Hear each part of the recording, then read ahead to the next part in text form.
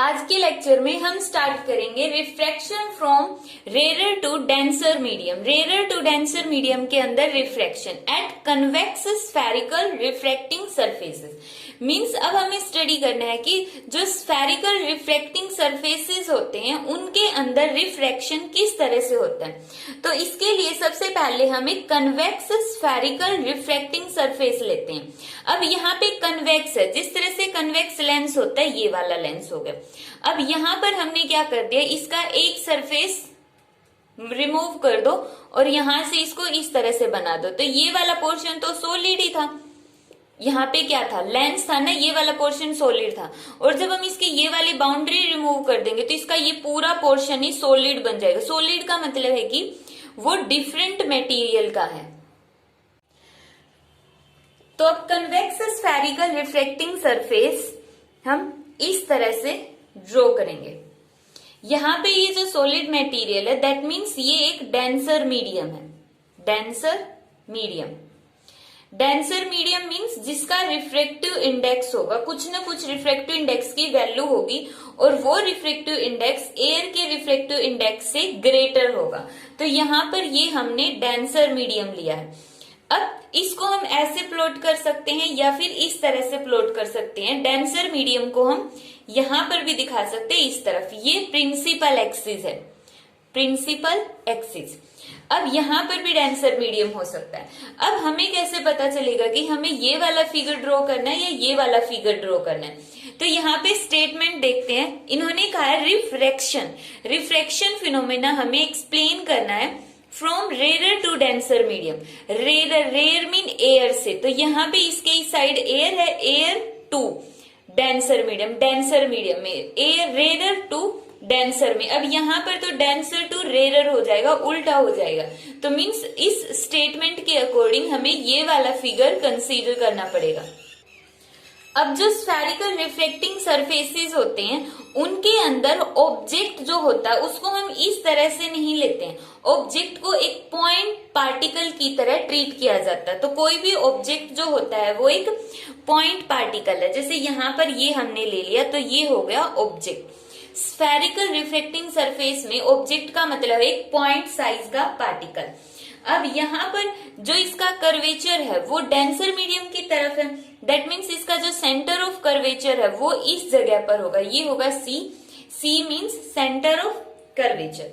अब इस point object से जो लाइट है वो फॉल होगी इस सरफेस के ऊपर, यहाँ पर लाइट फॉल होगी और ये जो एंगल होगा उसको हम बोलेंगे अल्फा। जो ऑब्जेक्ट है वो हमेशा प्रिंसिपल एक्सिस के साथ अल्फा एंगल बनाएगा। तो ध्यान रखना कि ऑब्जेक्ट के साथ हमेशा एंगल कौन सा बनेगा, अल्फा बनेगा। अब हमारे सिंपल साइन कन्वेंशन क्या होते हैं रिफ्लेक्शन के, कि जिस भी पॉइंट पर लाइट फॉल हो रही है उस पॉइंट पर हम नॉर्मल ड्रॉ करते हैं। अब यहाँ पर नॉर्मल कैसे ड्रॉ करेंगे, वही इस पॉइंट को सेंटर ऑफ कर्वेचर से मिला दो तो यहाँ पर क्या बन गया, इसका नॉर्मल बन गया। तो यहाँ पे ये डॉटेड लाइन किसको शो करती है, नॉर्मल को शो करती है। तो जो नॉर्मल होगा वो एंगल बनाएगा गामा प्रिंसिपल एक्सिस के साथ। तो ये एंगल बन गया यहाँ पर गामा, गामा एंगल बनाएगा। अब नॉर्मल के और इंसिडेंट रे के बीच का एंगल क्या होगा, एंगल ऑफ इंसिडेंस होगा आई।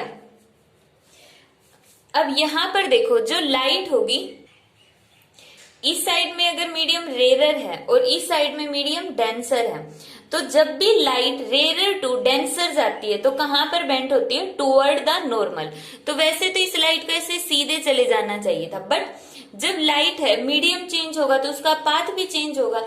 अब रेयर टू डेंसर गई तो टुवर्ड द नॉर्मल बेंट हो गई। टुवर्ड द नॉर्मल बेंट होने की वजह से ये लाइट उस तरफ ना जाके यहाँ पर बेंट हो जाएगी, इस तरफ आ जाएगी और यहाँ पर मिल जाएगी। तो इसको हम रब कर लेते हैं। तो जहां पर लाइट मिलेगी, लाइट की रे प्रिंसिपल एक्सिस को मिलेगी, वहीं पर इसकी क्या बनेगी, इमेज बनेगी। और जहां पर इमेज बनती है उस एंगल को हम बोलते हैं बीटा। तो इमेज के साथ जो एंगल फॉर्म होता है उस एंगल को हम बोलते हैं बीटा।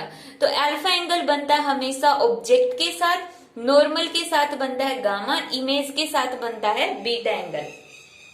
ये पॉइंट होगा ए और यहाँ पे पॉइंट होगा P। अब A से हम परपेंडिकुलर ड्रॉ करते हैं। A से जो हम परपेंडिकुलर ड्रॉ करेंगे वो प्रिंसिपल एक्सिस के ऊपर ड्रॉ करेंगे और उसको हमने मान लिया कि वो M पॉइंट पर टच करता है। अब इस परपेंडिकुलर को ड्रॉ करने का पर्पज क्या है? इसका पर्पज ये है कि यहाँ पर हम अल्फा की वैल्यू कैलकुलेट कर सके एक ट्रायंगल के थ्रू। मीन्स एक तरह से हम ट्रायंगल बना सकते हैं। एक तो ये वाली OAM ट्रायंगल बना सकते हैं और एक AMI ये वाली ट्रायंगल बना सकते हैं। अब यहाँ पर परपेंडिकुलर ड्रॉ करने से कोई ज्यादा फर्क नहीं पड़ेगा क्योंकि P और जो M है वो अप्रोक्सीमेट एक दूसरे के बहुत नजदीक है।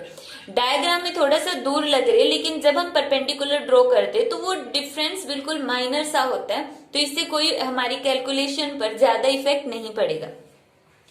तो अब हम यहाँ पर एंगल ऑफ इंसिडेंस देख ले, एंगल ऑफ रिफ्रैक्शन और देख लेते हैं। Angle of refraction means R, वो किसके बीच में होता है? नॉर्मल और रिफ्रैक्टेड रे के बीच में। तो ये एंगल हो गया R। एंगल ऑफ रिफ्रैक्शन क्या होगा? R होगा। तो अब हम यहाँ पे यूज करते हैं using Snell's law. Using Snell's law at a point के ऊपर हम स्नेल्स लॉ यूज करते हैं। ए पर जब हम स्नेल्स लॉ यूज करेंगे यहाँ पर, तो इसके अकॉर्डिंग क्या होगा? जो एयर का रिफ्रैक्टिव इंडेक्स है, मान लेते हैं कि यहाँ पे जो एयर है या कोई और मीडियम है उसका रिफ्रैक्टिव इंडेक्स है μ1 और यहाँ पे जो सेकंड मीडियम है उसका रिफ्रैक्टिव इंडेक्स है μ2। तो यहाँ पे क्या होगा? μ1 इसका रिफ्रैक्टिव इंडेक्स और multiply by sine of this angle, multiply by sine of angle of incidence I, क्योंकि A के ऊपर स्नेल्स लॉ लगाना है और यहाँ पे एंगल कौन सा बनता है? I बनता है। फिर दूसरी साइड A से दूसरी साइड हम देखेंगे तो रिफ्रैक्टिव इंडेक्स है μ2 और एंगल कौन सा है? साइन ऑफ, ये एंगल ऑफ रिफ्रैक्शन हो गया R। तो साइन I। अब यहाँ पर देखो, अगर हम बोल देते हैं कि जो एंगल ऑफ इंसिडेंस है I है वो बहुत ही स्मॉल है, वेरी वेरी स्मॉल एंगल है, तो फिर हम यहाँ पे ऐसा लिख सकते हैं कि sine I is equal to I। अगर एंगल स्मॉल होता है तो ट्रिग्नोमेट्रिक रेशियो किसके इक्वल होता है? डायरेक्ट एंगल के इक्वल होता है। तो यहाँ पे हम लिख सकते हैं μ1 साइन I की जगह I is equal to μ2 sine R की जगह R लिख सकते हैं। अब हमें वैल्यू चाहिए I की और R की वैल्यू चाहिए। I की वैल्यू हम कैसे कैलकुलेट करेंगे? तो I की वैल्यू कैलकुलेट करने के लिए, I की वैल्यू कैलकुलेट करने के लिए हम ट्रायंगल लेते हैं OAC ट्रायंगल, और R की वैल्यू कैलकुलेट करने के लिए हम ट्रायंगल लेते हैं यहाँ पे IAC। तो देखो AC कंपोनेंट दोनों में सेम रहेगा। एक ट्रायंगल तो जो I एंगल होता है वो तो ऑब्जेक्ट के साथ बना होता है, यहाँ पे एंगल R के साथ हमेशा इमेज आती है। तो जो एंगल ऑफ इंसिडेंस होगा वो आएगा हमेशा ऑब्जेक्ट के साथ और एंगल ऑफ रिफ्रैक्शन आएगा हमेशा इमेज के साथ। तो हमने ट्रायंगल ली OAC, तो OAC ये वाली ट्रायंगल हमने लिया OAC। तो अब हमें ये पता होता है कि जो ट्रायंगल के यहाँ पे जैसे एंगल हो गया I, ये हो गया अल्फा और ये हो गया गामा। तो हमें ये पता है कि जो ट्रायंगल का आउटर एंगल होता है वो किसके इक्वल होता है? जो इनर मोस्ट एंगल होते हैं अपोजिट, जो अंदर की साइड अपोजिट एंगल होते हैं उनके सम के इक्वल। यहाँ पे I किसके इक्वल हो जाएगा? अल्फा प्लस गामा के इक्वल। तो यहाँ पर देखो I किसके इक्वल है? Alpha plus gamma. तो यहाँ पे I आ जाएगा अल्फा प्लस गामा। इसी तरह यहाँ पर जो ट्रायंगल है वो किसके इक्वल हो जाएगी? अगर हम इसको अलग से दिखाते हैं तो ये ट्रायंगल बन जाएगी इस तरह से IAC। इस तरह से ये हो गया ACI। ये एंगल है R और ये एंगल है बीटा और ये एंगल है गामा। तो यहाँ पर देखो आउटर मोस्ट एंगल क्या है? गामा। गामा किसके इक्वल होगा? अपोजिट साइड के दोनों एंगल के सम के इक्वल, R प्लस बीटा। और हमें चाहिए R की वैल्यू, तो R की वैल्यू किसके इक्वल आ जाएगी? यहाँ पे गामा माइनस बीटा के इक्वल।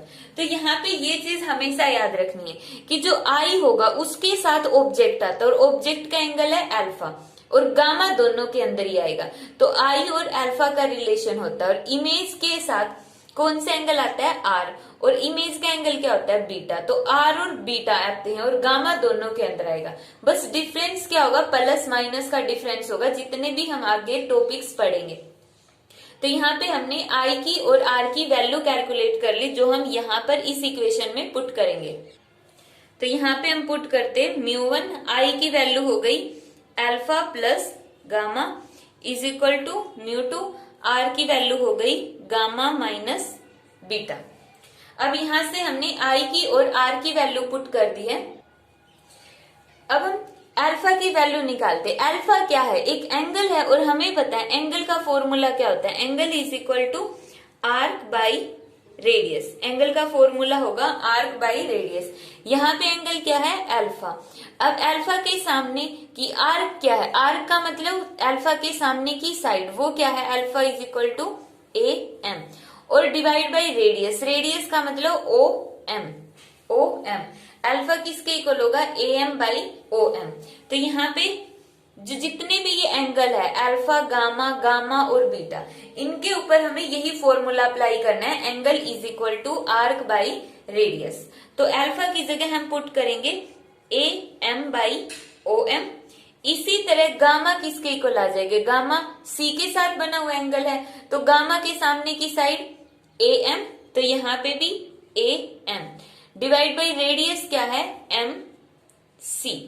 तो ये हो गया गामा की वैल्यू μ2। गामा की वैल्यू हम ऑलरेडी निकाल चुके हैं, यहाँ पे भी गामा है तो कितना आ जाएगा A M by M C minus beta. अब बीटा की वैल्यू निकालनी है। बीटा किसके इक्वल हो जाएगा, यहाँ पे बीटा मीन्स ये वाला एंगल। इसके सामने की आर्क क्या है, बीटा के सामने की आर्क यही ए एम और इनके बीच की distance A M means M से आई की डिस्टेंस, तो एम आई। तो यहाँ पर देखो सभी के ऊपर क्या आएगा A M A M A M, तो ए एम सभी के ऊपर आएगा। यहाँ पर हमने क्या ले लिया, ए एम को कॉमन निकाल लिया। ए एम को कॉमन निकालेंगे तो कितना आएगा 1 by O M 1 by M C. A M को जो हमने कॉमन लिया इस साइड से भी ए एम कॉमन आएगा, देखो M C minus 1 by M I. दोनों साइड से ए एम कॉमन है और दोनों साइड से ए एम फिर कैंसल आउट हो गए, हमारे पास ये टर्म बच जाएगी। अब यहाँ पर देखो यहां तक मोस्टली हमारा डेरिवेशन कंप्लीट हो चुका है। सिंपली हमने क्या करना है, सिर्फ ए के ऊपर स्नेल्स लॉ अप्लाई करना है। स्नेल्स लॉ अप्लाई करने के बाद आई और आर की वैल्यू निकाल दो अल्फा और गामा और बीटा के फॉर्म में।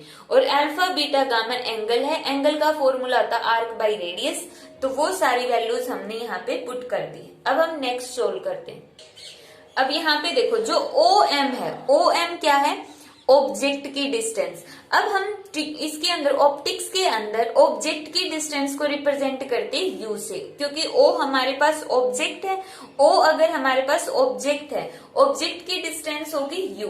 अब यहाँ पर देखो कि जो ऑब्जेक्ट की डिस्टेंस होती है वो हमारी होती है पोल से, तो इसके लिए हमें एम को पोल से रिप्लेस करना पड़ेगा, क्योंकि जो एम है वो पोल के बहुत ज्यादा नजदीक है। तो एम को पी से रिप्लेस कर दो, यहाँ पे आ जाएगा O P plus 1 by P C is equal to μ2 1 by P C minus 1 by P I. ठीक है, अब यहां पे सारी वैल्यूज पुट करते हैं। ओपी, ओपी का मतलब ऑब्जेक्ट की डिस्टेंस फ्रॉम पोल, और ऑब्जेक्ट की डिस्टेंस पोल से कितनी होती है माइनस यू। माइनस क्यों लिया, क्योंकि जो लाइट उस तरफ जा रही है और हम डिस्टेंस मेजर करते हैं पोल से लेफ्ट तरफ, तो अपोजिट डायरेक्शन होगी तो minus U plus 1 by P C. P C क्या है, radius of curvature R. Radius of curvature सारी डिस्टेंस ऑप्टिक्स में कहां से मेजर होती है, पोल से मेजर होती है। पोल से मेजर होती है तो पोल से हम गए सी की तरफ गए, तो लाइट की डायरेक्शन भी उसी तरफ है और हम भी उसी तरफ जा रहे हैं, सेम डायरेक्शन है, इसलिए हमने ले लिया प्लस μ2। पीसी की value R minus 1 by P I. P I की वैल्यू क्या हो जाएगी, इमेज की डिस्टेंस, और इमेज की डिस्टेंस को हम दिखाते हैं v से, तो ये हो गया v। तो यहाँ पे हो गया μ1। अब यहाँ पे देखो जो r वाली टर्म है उनको हम एक साथ कर लेते हैं। तो सबसे पहले ब्रैकेट खोल लिया, μ1 by minus u plus μ1 by r is equal to μ2 by r minus μ2 by v। ठीक है, अब यहाँ पे r वाली टर्म्स को एक साथ इकट्ठा कर लेते हैं और जो v वाली टर्म्स है उनको हम एक साइड में लिख लेते हैं।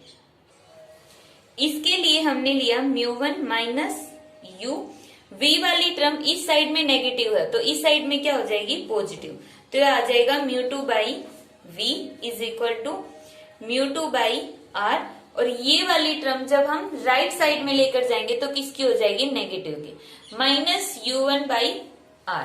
तो यहां से देखो ये हो गई u1 minus u plus μ2 by v is equal to r common निकल रहा है, कॉमन निकाल लेते हैं, r कॉमन निकल गया और अंदर बच गया μ2 माइनस μ1, और ये हो गया यहाँ पे हमारा डेरिवेशन कंप्लीट। जो लाइट है वो स्फेरिकल रिफ्लेक्टिंग सरफेस से जिस तरह से रिफ्रेक्ट होगी और जहां पर उसकी इमेज बनेगी उसकी वैल्यू v की वैल्यू की v की इमेज कहां पर बनेगी। अगर ऑब्जेक्ट को हमने u डिस्टेंस पर रखा तो उसकी इमेज कितनी डिस्टेंस पर बनेगी, उसके लिए हम इस फॉर्मूले का यूज करेंगे। अब ये जो डेरिवेशन था वो था कन्वेक्स स्फेरिकल रिफ्लेक्टिंग सरफेस के लिए, जब इमेज कैसी होगी, रियल इमेज होगी। तो रियल इमेज बनाने के लिए हम ये वाला डायग्राम लेते हैं। नेक्स्ट टॉपिक है हमारा refraction from rare to denser medium. अभी भी रेयर टू डेंसर है तो यही वाला रिफ्लेक्टिंग सरफेस लेंगे, बट अब की बार किसके लिए है, वर्चुअल इमेज के लिए है। अब वर्चुअल इमेज के लिए है तो इसके अंदर हमें क्या करना पड़ेगा, जो ऑब्जेक्ट पहले वाली इमेज में हमने ऑब्जेक्ट को पोल से दूर कंसीडर किया था, ऑब्जेक्ट को हमने कहाँ पे ले लिया था, पोल से ज्यादा दूर ले लिया था। अगर हमें वर्चुअल इमेज बनानी तो ऑब्जेक्ट को पोल के नजदीक ले लो। ऑब्जेक्ट को हमने क्या किया, पोल के नजदीक कंसीडर कर लिया और स्फेरिकल रिफ्लेक्टिंग सरफेस के ऊपर लाइट को फॉल करवा दिया। तो इस तरह से यहाँ पर हमने लाइट को फॉल करवाया और वहां से फिर सेंटर ऑफ कर्वेचर से हमने इस लाइन को, पॉइंट को जोड़ दिया है, क्योंकि जहां पर भी इंसिडेंट लाइट फॉल होती है उसी पॉइंट पर हम नॉर्मल ड्रॉ करते हैं, और नॉर्मल ड्रॉ करने के लिए हमने सेंटर ऑफ कर्वेचर से लाइन ड्रॉ कर लेते हैं। अब इंसिडेंट रे और नॉर्मल के बीच का एंगल हो गया एंगल ऑफ इंसिडेंस आई, और जिस भी पॉइंट पर लाइट फॉल होती है उसको हमने मान लिया ए। ये एंगल होगा हमारे पास गामा और ऑब्जेक्ट एंगल बनाता है अल्फा। अब यहाँ पे जो लाइट है, अब यहाँ पर जो इमेज हमें बनानी, इस बात को ध्यान में रखते हुए बनानी है कि जो इमेज बनेगी वो कैसी बनेगी, वर्चुअल इमेज बनेगी। तो वर्चुअल इमेज कैसे बनाओगे, यहाँ से देखो लाइट को एक्चुअल में ऐसे जाना चाहिए था बिल्कुल। अब ये टुवर्ड द नॉर्मल बेंट होगी, लेकिन टुवर्ड द नॉर्मल भी इतनी ज्यादा बेंट तो नहीं हो सकती है, टुवर्ड द नॉर्मल बेंट होगी लेकिन फिर भी ये ऐसे जाएगी, नॉर्मल की तरफ तो मुड़ गई। नॉर्मल ये हो गया, नॉर्मल ये वाला। जो लाइट ऐसे जानी चाहिए थी अब वो नॉर्मल की तरफ बेंट होके ऐसे चली गई है। अब इससे ज्यादा बेंट नहीं होगी। क्यों नहीं होगी, क्योंकि हमें वर्चुअल इमेज बनानी है, मतलब हमें बनानी ही इस तरह से है कि ये दोनों यहाँ पे ऐड ना हो, यहाँ पे जाके ये प्रिंसिपल एक्सिस से ना मिले। तो मिलेगी कहाँ पर, ये बैक साइड में।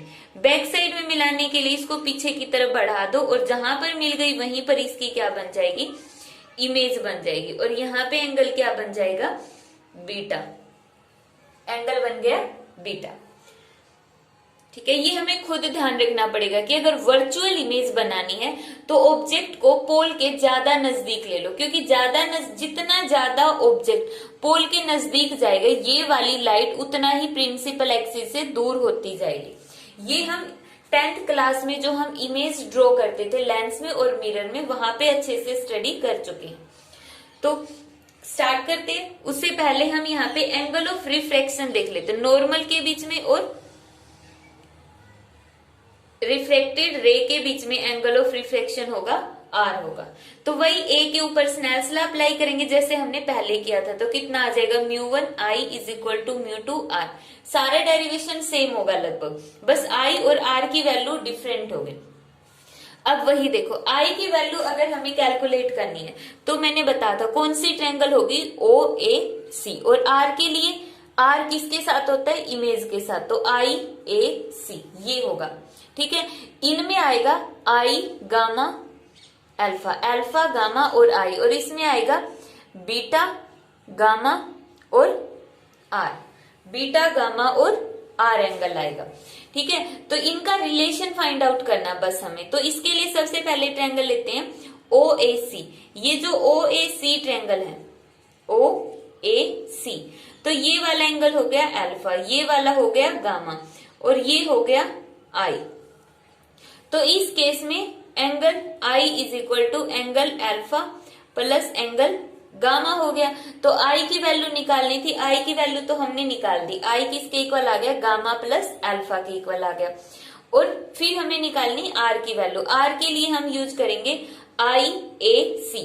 तो यहाँ पे हमने ट्रायंगल यूज कर ली, देखो इस तरह से है ये वाली triangle, I A C. I means beta के साथ, सी मीन्स गामा के साथ, और ए मीन्स आई हो गया। तो यहाँ पे सॉरी, आई ए सी नहीं, आई ए सी जब हम लेते तो यहाँ पे हमें एंगल ऑफ इंसिडेंस नहीं लेना है, इस साइड आर लेना है।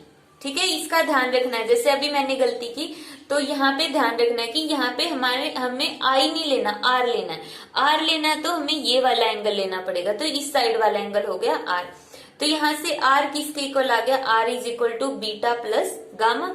तो वैल्यू पुट करते, μ1 आई की जगह हम पुट करेंगे अल्फा प्लस गामा, और आर की जगह पुट करेंगे हम बीटा प्लस गामा।